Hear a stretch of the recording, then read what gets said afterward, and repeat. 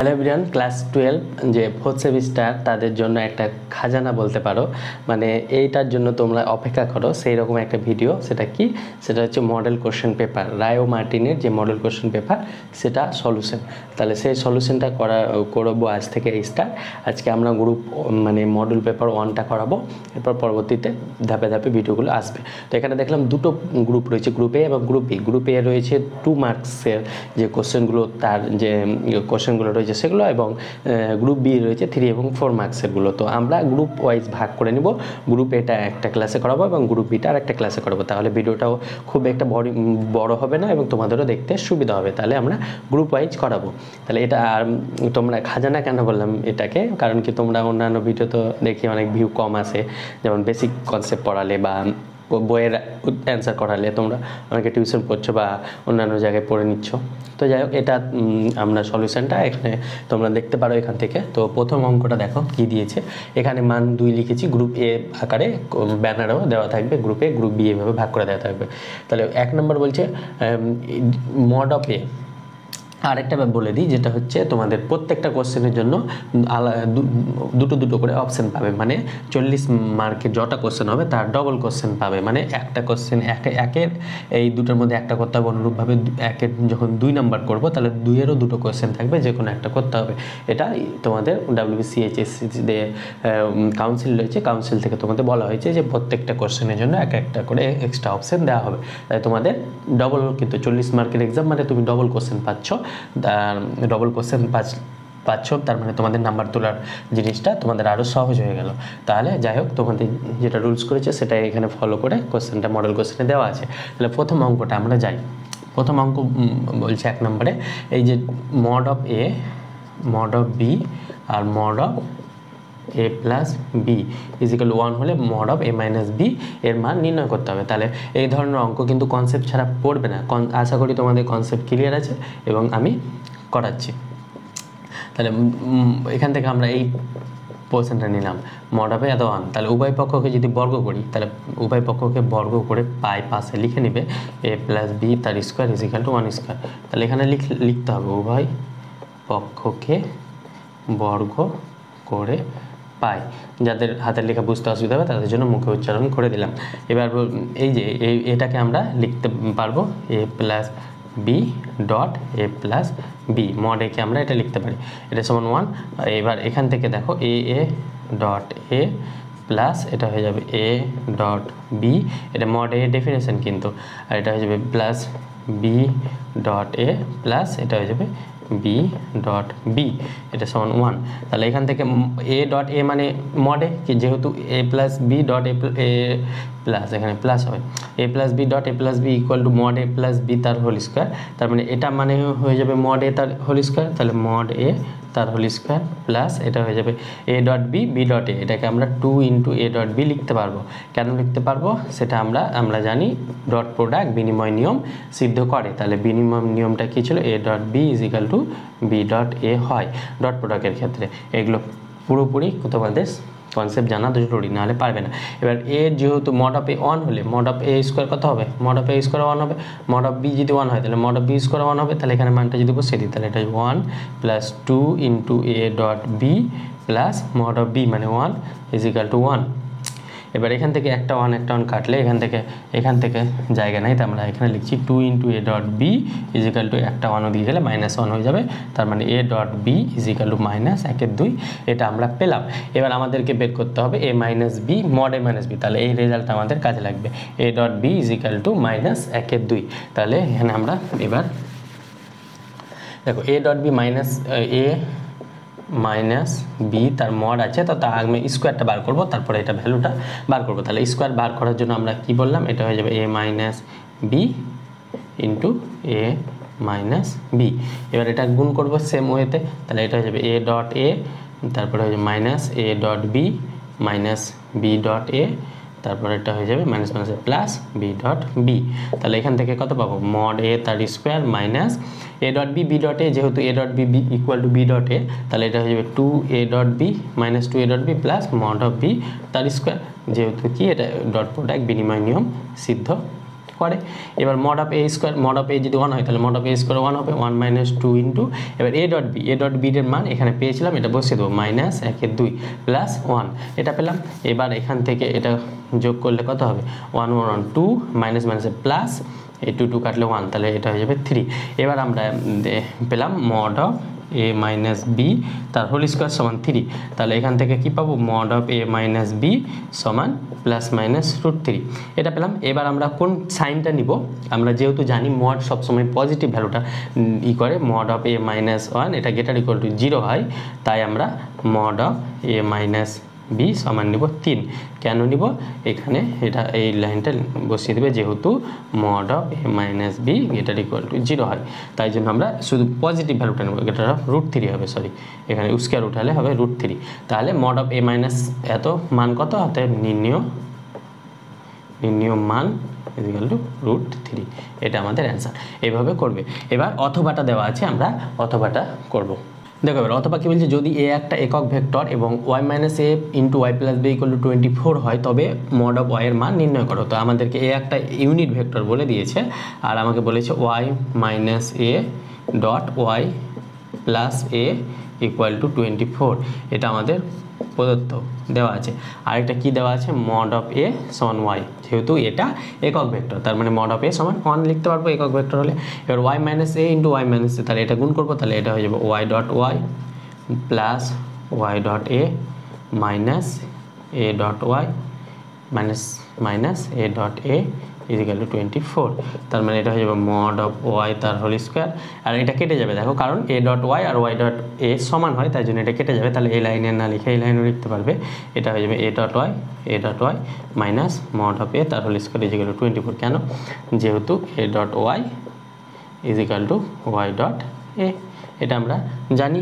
এবার আমাদের এখানে ওয়াই ডট স্কোয়ার থাকলো, Y dot square plus A dot Y আর ওয়াই ডট এটা কেটে গেল, তাহলে এটা হয়ে যাবে মাইনাস মড অফ ওয়াই তার স্কোয়ার 24, তাহলে এখান থেকে লিখতে পারবো mod of Y square equal to minus mod of A যদি 1 হয় তাহলে মড অফ 1 তার স্কোয়ার এ তার স্কোয়ার কত হবে 1 হবে, 1 স্কোয়ার মানে 1ই হবে, তাহলে এটা 1 হয়ে যাবে 24, তাহলে এখান থেকে পেয়ে যাবো মড অফ ওয়াই তার whole square equal to 24 plus 1 মানে 25, তাহলে এখান থেকে মড উঠালে পেয়ে যাবো স্কোয়ার উঠালে পেয়ে যাবো প্লাস মাইনাস 5, কিন্তু যেহেতু আমরা এখানে মড অফ ওয়াইটা কত নিব +5 নেব, কেন, কারণ কি mod of y greater than equal to 0 হয় যেহেতু, তাহলে mod of y equal to আমরা 5 নিচ্ছি, 5 পাচ্ছি, তাহলে ওয়াই এর মান কত, নির্ণয়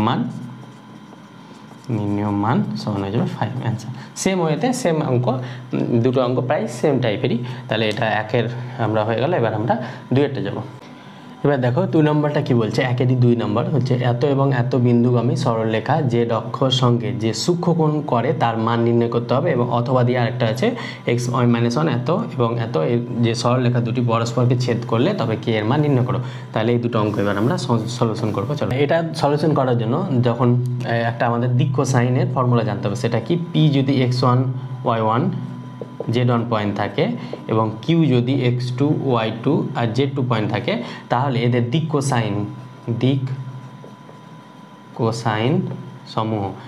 কোসাইন সমূহের ফর্মুলা কি হয়ে যায়, x2 মাইনাস x1 বাই আর, এগুলো পড়ে থাকবে তোমরা, y2 মাইনাস y1 বাই আর, আর এটা হয়ে যাবে z2 মাইনাস z1 বাই আর।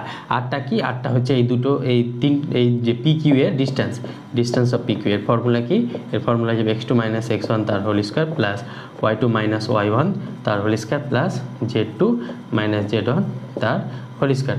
তাহলে এই যে এই দুটো পয়েন্টে বিন্দুগামী যে সরলরেখা পাবো তার দিক কোসাইন নির্ণয় করবো। তাহলে পি পয়েন্টটাকে আমরা এই পয়েন্টটাকে পি পয়েন্ট নিয়ে নিচ্ছি, 3 2 3 2 3, আর এটাকে কিউ পয়েন্ট নিয়ে নিচ্ছি, সেটা কি -3 -1 আর 5।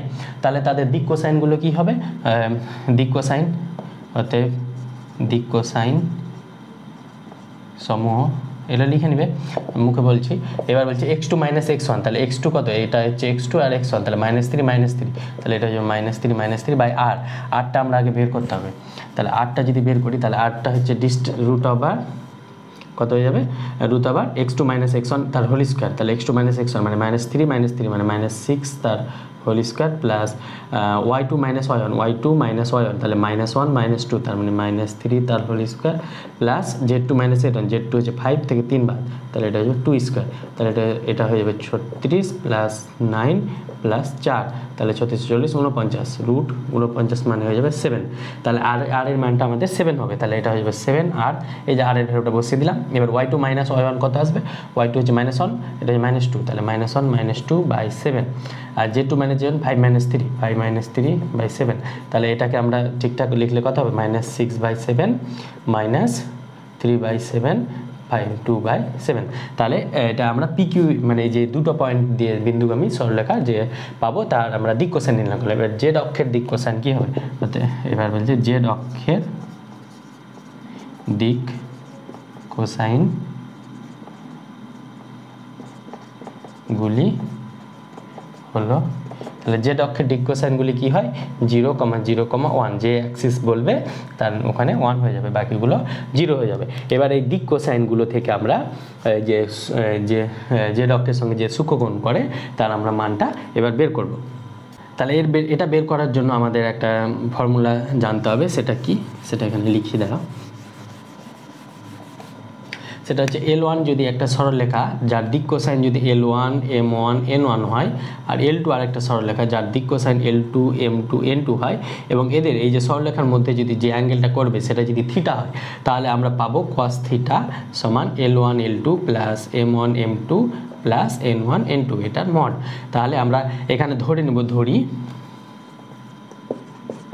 সূক্ষ্মকোণটি আমরা ধরে নেব সূক্ষ্মকোণটি হলো থিটা তাহলে দিক কোসাইন L1 এই যে PQ সরলরেখাটাকে যদি L1 ধরি তাহলে এদের দিক কোসাইন কত পেয়েছি এটা পেয়েছি তার মানে এটাকে L1 এটা M1 এটা N1 ধরলাম আর এটাকে L2 M2 N2 ধরলাম তাহলে এদের সূক্ষ্মকোণ যদি থিটা হয় তাহলে cos থিটা সমান কত পাবো মড অফ L1 L2 তাহলে এটা ইনটু এটা করলে এটা যেহেতু 0 আছে তার 0 এর সঙ্গে প্রোডাক্ট করলে কত হয়ে যাবে 0 আর এটার সঙ্গে M1 M2 তাহলে এটা 0 আছে তাহলে এটার সঙ্গে প্রোডাক্ট করলে হয়ে যাবে 0 প্লাস এটা 2/7 এর সঙ্গে 1 যোগ করলে হয়ে যাবে 2/7 তার মানে এটা হয়ে যাবে cos থিটা সমান 2/7 তাহলে এখান থেকে থিটার ভ্যালু কত পাবো এখান থেকে থিটার ভ্যালু পাবো cos ইনভার্স থিটাটা ওদিকে গেলে এটা cos ইনভার্স অফ 2/7 হয়ে যায় এটা ইনভার্স ত্রিকোণমিতি ফাংশনে তোমরা পড়েছো তার মানে আমরা সূক্ষ্মকোণের মান তার মান নির্ণয় করতে বলছি তাহলে নির্ণয় মান হয়ে যাবে cos ইনভার্স 2/7 এটা তোমরা এখানে লিখে নিবে তো নির্ণয় মান হলো cos ইনভার্স 2/7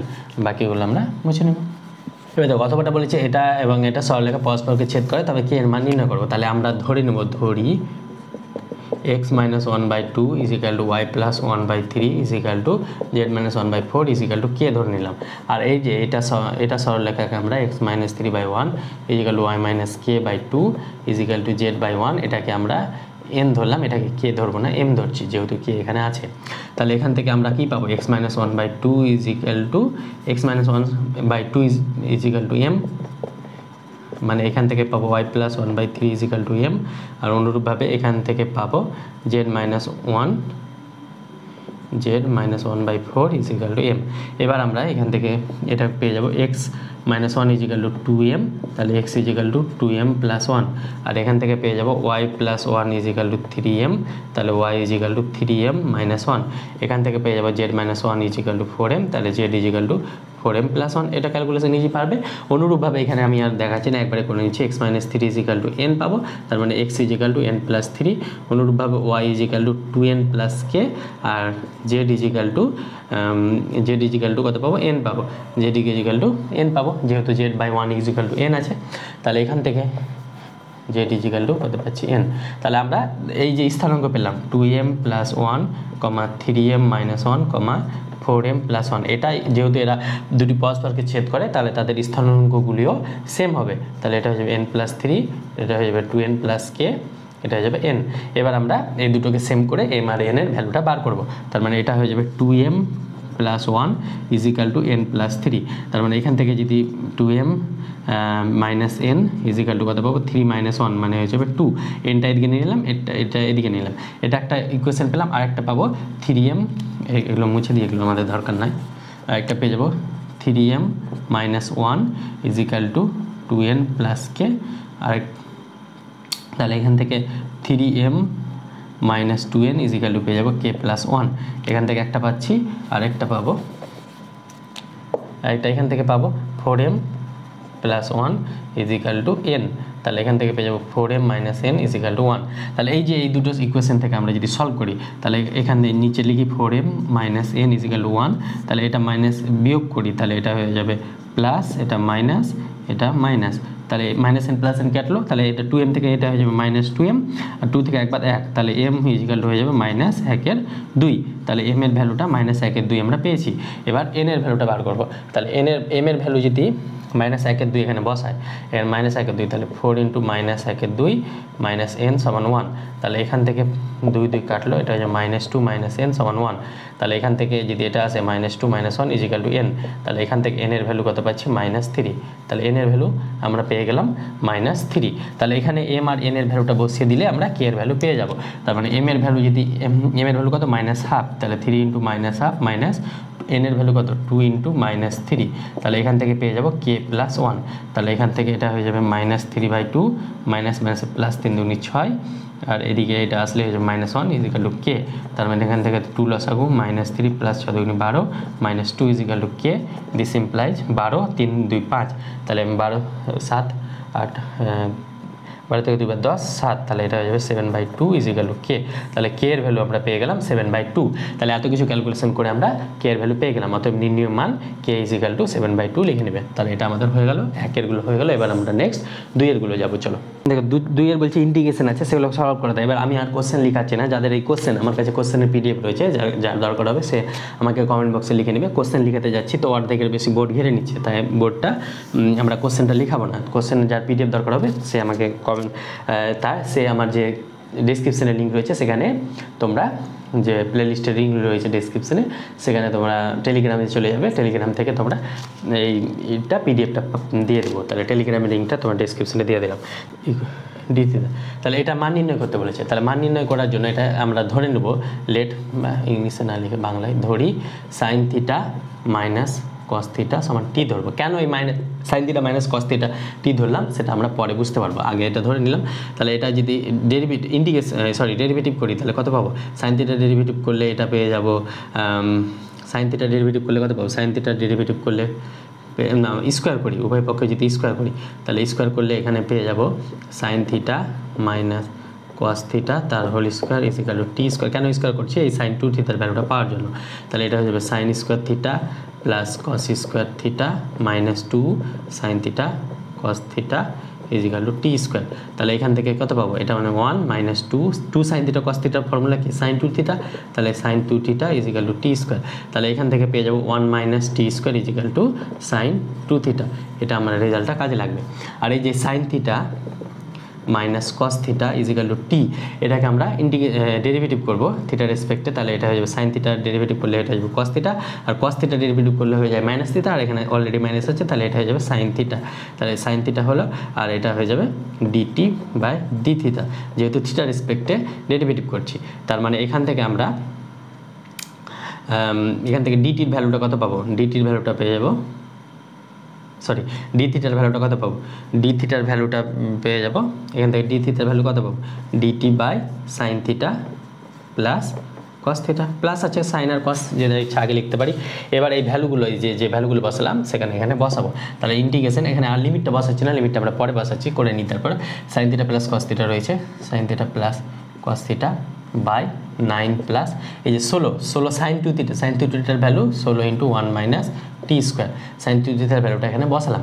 এবার আমাদের ডি থিটার ভ্যালুটা কত পেয়েছি, DT by sine theta plus cos theta. এই যে sine theta plus cos theta, sine theta plus cos theta কাটার জন্য আমরা sine theta minus cos theta T নিয়েছি, sine theta minus cos theta T নিলে এটা কেটে যাবে, তাহলে আমাদের ইন্টিগ্রেশনটা সুবিধা হয়ে যাবে। তাহলে ডিটি ইজ ইকুয়াল টু কত পেলাম, 9 প্লাস এটা হয়ে যাবে 16 মাইনাস 16 টি স্কোয়ার। তাহলে এখান থেকে ইন্টিগ্রেশন আবার ডিটি বাই 9 প্লাস 16, তাহলে হয়ে যাবে 25 মাইনাস 16 টি স্কোয়ার। তাহলে এটাকে আমরা লিখতে পারবো ইন্টিগ্রেশন আবার, এখন লিমিট পরে বসাবো, সেটা হচ্ছে 5 স্কোয়ার মাইনাস 4t তার হোল স্কোয়ার।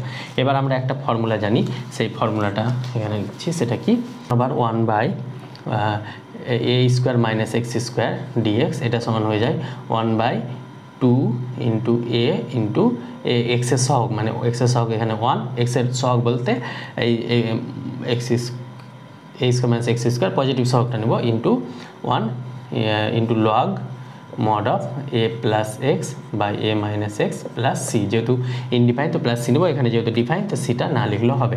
এটা আমরা ফর্মুলা জানি, এই ফর্মুলাটা জানি, এই ফর্মুলাটা আমরা এখানে ইউজ করব।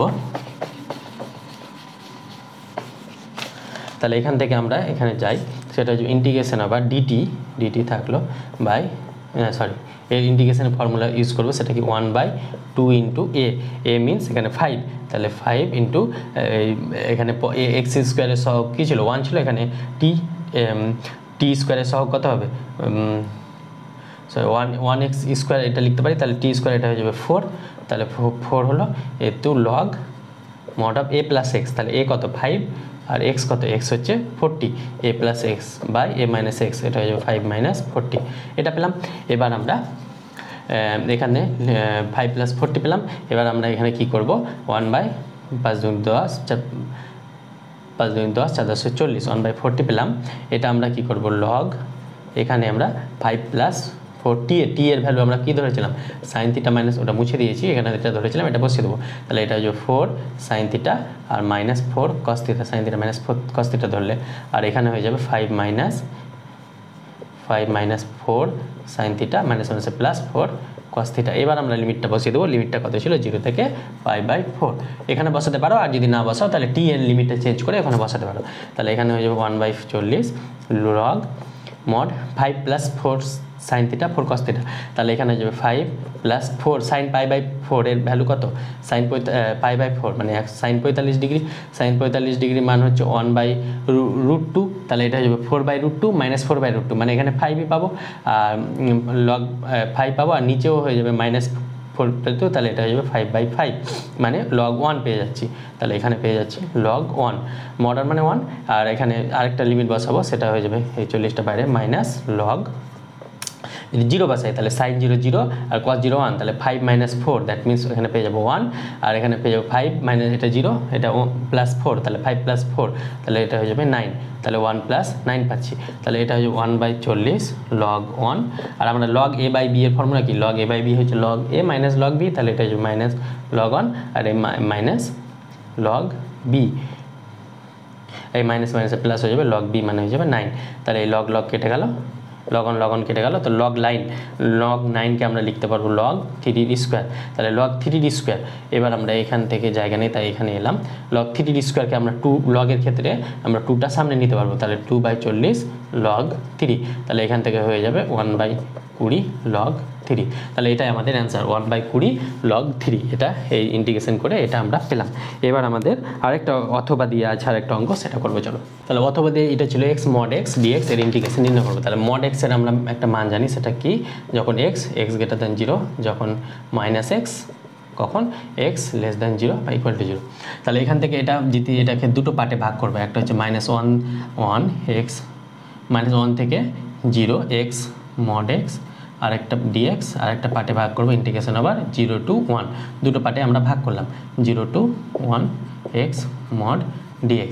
এবার আমরা মান বসাবো কি -1 থেকে 0, তাহলে -1 মানে 0 থেকে ছোট, 0 থেকে ছোট হলে xটা কি হয়ে যাবে -x হয়ে যাবে, তাহলে এটা হয়ে যাবে -x × x, তার মানে হয়ে যাবে -x², এটা হয়ে যাবে -x² প্লাস ইন্টিগ্রেশন 0 to 1, তাহলে 0 to 1 মানে 0 থেকে বড়, 0 থেকে বড়তে কি হয় x হয়ে যায়, তাহলে x² dx হয়ে যাবে, তাহলে এটার ইন্টিগ্রেশন কত হবে মাইনাসটা বাইরে নিলে x³/3 -1 0 প্লাস x³/3 ইন্টিগ্রেশন আবার 0 to 1, আমরা জাস্ট ডেফিনিশনটা এখানে বসিয়েছি, তার মানে এটা হয়ে যাবে মাইনাস 0 বসালে তো 0 মাইনাস মাইনাসে প্লাস 1/3, এটা হয়ে যাবে প্লাস 1/3 আর এটা হয়ে যাবে 0, তার মানে এখান থেকে পেয়ে যাচ্ছি -1/3 প্লাস 1/3 দ্যাট মিনস 0, তাহলে এটার মান আমরা 0 পেয়ে গেলাম, অতএব নির্ণীয় মান লিখে নেবে 0। এবার আমরা 2-এরই 3 নম্বর অঙ্ক রয়েছে, 2-এর 1টা হলো, এবার 2-এরটা করবো চলো। এবার 2 এর 2 বলছে x square plus y square equal to 1। এটা একটা বৃত্ত দেওয়া আছে এবং দেওয়া আছে mod of x plus mod of y সমান 1। এই যে এই বক্র দুটি দেওয়া আছে তার সীমাবদ্ধ অংশের ক্ষেত্রফল তোমরা নির্ণয় করবে।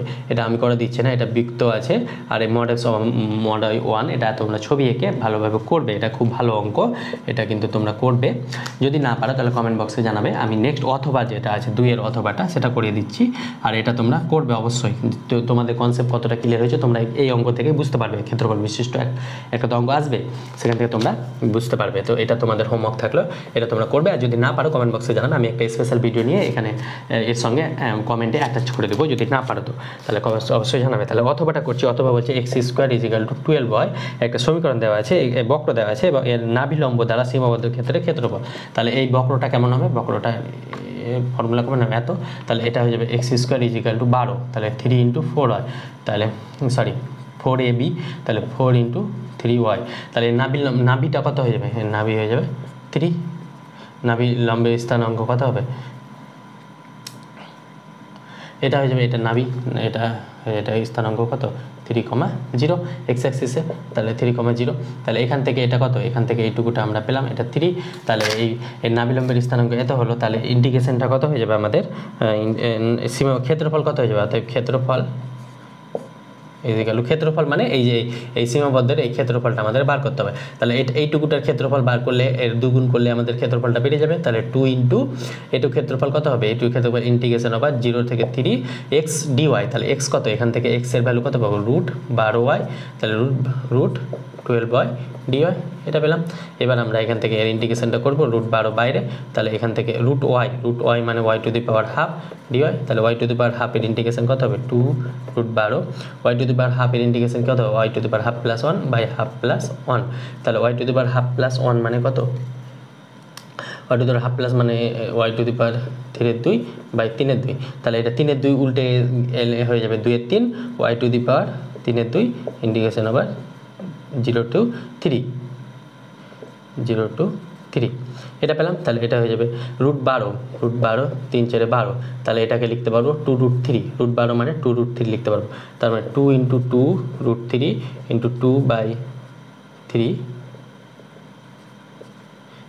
y, 3 যদি বসাই তাহলে এটা হয়ে যাবে 3^3/2, তাহলে এখানে যদি 3 বসাই 3^3/2, আর বাকি ক্ষেত্রে 0 হয়ে যাবে। তার মানে এখান থেকে এটা পেয়ে যাব, তাহলে এখান থেকে এটা পাচ্ছি আমরা, এখানে জায়গা নেই তাই আমরা একটু মুছে লিখে নিই উপরে। এখান থেকে এটা পাচ্ছি আমরা 2 × 4 = 8 √3/3 × 3√3, এটা মানে হচ্ছে 3√3, তাহলে 3 কাটলো √3, তাহলে 8 × 3, তাহলে এটা 24 বর্গ একক। তাহলে 24 বর্গ একক আমরা পেলাম। 3/3 মানে 3√3, মানে এটা আমরা ক্যালকুলেশন করলে এটা পাই। তাহলে এটা 2-এরটা হয়ে গেলে আমরা এবার আমরা 2-এর 3-এরটা যাব।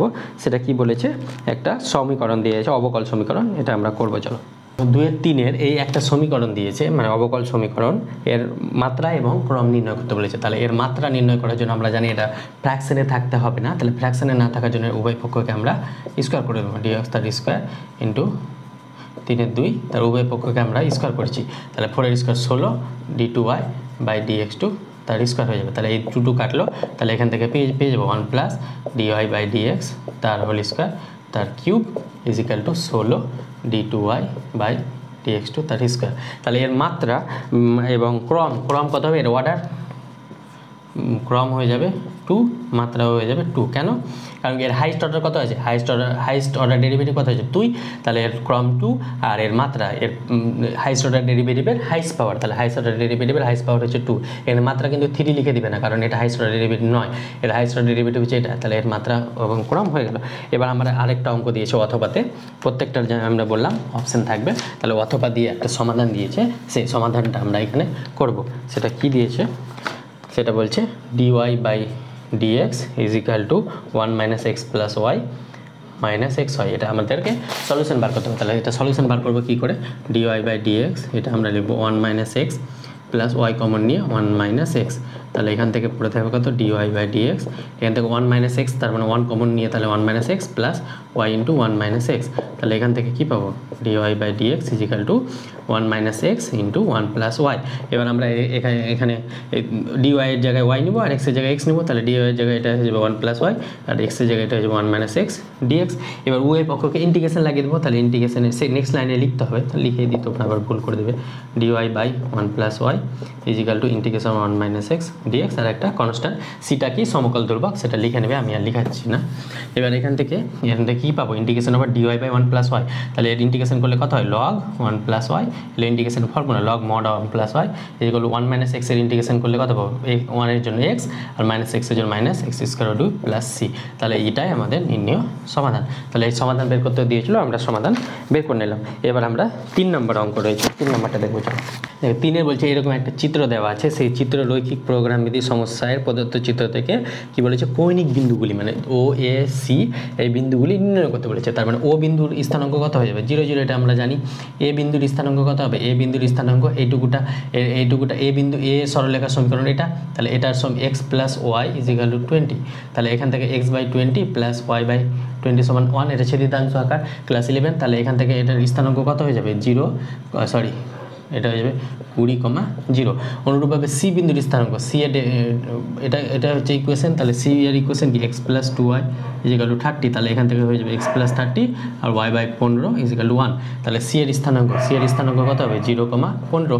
আর বি এর স্থানাঙ্ক বার করতে হবে, তাহলে বি এর স্থানাঙ্ক মানে ওই দুটো সলভ করতে হবে, তাহলে x plus Y is equal to 20 আর একটা x plus 2y is equal to 30, তাহলে উভয় পক্ষে যদি বিয়োগ করি তাহলে বিয়োগ করলে এক্স কাটলো এটা হয়ে যাবে minus y is equal to minus 10, তাহলে ওয়াই সমান পেয়ে গেলাম 10 আর এক্স সমান কত পাবো এখানে যদি বসে তাহলে এক্স সমান 10 পাবো। তাহলে এই যে বি বিন্দুটার স্থানাঙ্ক কত 10,10, তাহলে অতএব কৌণিক বিন্দুগুলির স্থানাঙ্ক লিখে দেবে 0 ও সমান 0 0, এ সমান এত, সি এটা, বি এটা, এভাবে লিখে দিলে তাহলে তোমাদের উত্তর হয়ে যাবে। আরেকটা অঙ্ক রয়েছে অথবাতে, 3-এর অথবাতে আরেকটা কী অঙ্ক রয়েছে, জেড ইজ ইকাল টু দেওয়া আছে 500x প্লাস 125y এরকম দেওয়া আছে, এবং আরও দুটো যে এই যে কনস্ট্যান্টগুলো দেওয়া থাকে সাবজেক্ট টু কনস্ট্যান্ট 200, এগুলোকে কী নাম আছে আমরা সব বুঝেছি বেসিক ক্লাসে, যেটা দেখোনি চ্যানেল পেজে গিয়ে দেখতে পারবে। আর এক্স কমা ওয়াই এটা ইকুয়াল টু 0, এই যে একটা রৈখিক প্রোগ্রাম দেওয়া আছে, এখানে বলেছে অপেক্ষক সমস্যাটির বিষয়াত্মক অপেক্ষক কোনটি, তাহলে বিষয়াত্মক অপেক্ষক বা অবজেক্টিভ ফাংশন যেটা ইংলিশে বলা হয় এটা হচ্ছে এর বিষয়াত্মক অপেক্ষক, তাহলে এখানে লিখে নিবে এর বিষয়াত্মক অপেক্ষক কোনটা হচ্ছে যে এর বিষয়াত্মক অপেক্ষক লিখে নেবে যেটি 500x প্লাস 125y এর বিষয়াত্মক অপেক্ষক, এবং এই যে এই ইকুয়েশনটাকে সমাধান করে একটা গ্রাফ পাবো, দিয়ে একটা সমাধান অঞ্চল পাবো, এটাকে এই সীমাবদ্ধ অংশ পাবো সেই বা এখানে আরেকটা গ্রাফ হলো, দিয়ে ধরো এইটুকুটা সীমাবদ্ধ অংশ পেলাম, এই সীমাবদ্ধ অঞ্চলের একটা নাম রয়েছে সেটাকে কী বলা হয় কার্যকারী অঞ্চল, সেই নামটা শুধু চেয়েছে, তার মানে সেই নামটা হয়ে যাবে কার্যকারী অঞ্চল। তাহলে 3-এর হয়ে গেল। এবার গ্রুপ এ আমাদের শেষ হলো, একটু ভিডিওটা বড় হতে পারে, মানে বড় হবে স্বাভাবিক, যেহেতু সমাধান সমস্ত কিছু অথবা নিয়ে করাচ্ছে, অথবা না নিয়ে করালে সহজ হতো, তো ধৈর্য সহকারে দেখবে এবং খুব শীঘ্র গ্রুপ বিটা নিয়ে আসবে। দেখা হচ্ছে খুব শীঘ্র পরবর্তী ভিডিওতে। Thank you.